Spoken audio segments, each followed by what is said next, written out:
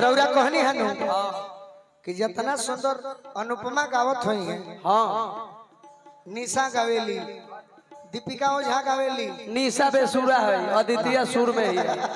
हमारे घर तर के निशा ही है, हमार बहिने लगे वो है। ये हम ना कहो हे तो तुम मना कर देलू। अब हम दिल्ली जाइब ना।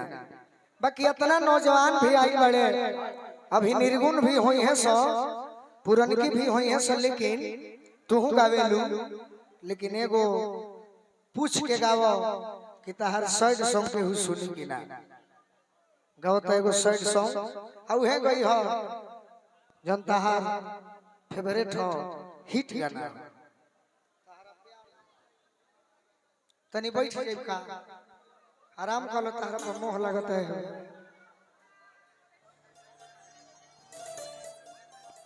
अशोक भैया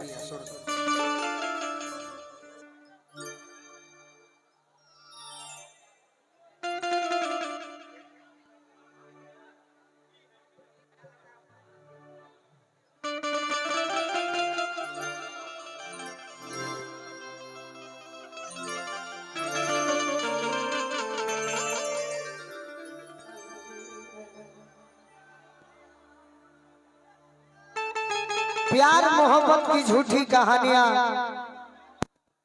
लिखी गई है किताबों में पढ़ने और पढ़ाने के लिए। हम भी किसी के लिए गाया करते थे कि तुम्हारा मोहब्बत में ये जिंदगी खराब हो गई कि दिल जब से तू हमरा के छोड़ा असंगतिया शराब हो गई। अदिति बहुत गाना गौले बानी कि दिल जे बनावल उ पागले नु होई, प्यार जे बनावल उ होई कसाई। ओ बही तनिक लागी बाद में बुझाई, घोटलो घोटाई ना ए रनिया मिठाई। प्यार मुलायम होला, प्यार अखरा ना होला।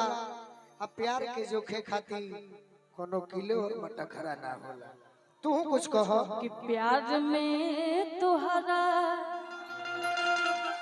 आप पिटाइल बने घर से नहीं मिलत बाबूजी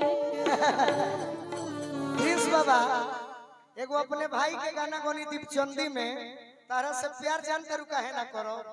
पूछो काहे अरे कोइले बाड़ू हीर से प्यार गोरी होई जाई लफड़ा बोरिया। अरे कोइले बाड़ू हीर से प्यार जानू होई जाई लफड़ा बोरिया। अरे हम नहीं डालब जय मालू दादा तोरा में दे तो हवे जादो जी कमाल। अरे हम नहीं डालब जय मालू दादा तोरा में दे तो हवे जादो जी। ए बाबा प्यार पर भरोसा नहीं खे, तू जादो जी के भइल बड़ू, भूमिहारो जी के हो जाइबू, बाबुओ साहब के हो जाइबू, तहरा पर भरोसा नहीं खे। सुना भूमिहार जी के हो जाइबू तो का जाने माफ कर दी है, बाबू साहब के हो जाइबू तहरा सुंदरता पर माफ कर दी है। बाकी जादो जी के हो जाइबू प्यार करे जाई, मरला के बादो पूछेला लोग कि ढेर पिटा गइल हका गोलू राजा, यही से डेरा तनी। अरे कोइले बाड़ू हीरो से प्यार जानू होई जाई लफड़ा बोरिया।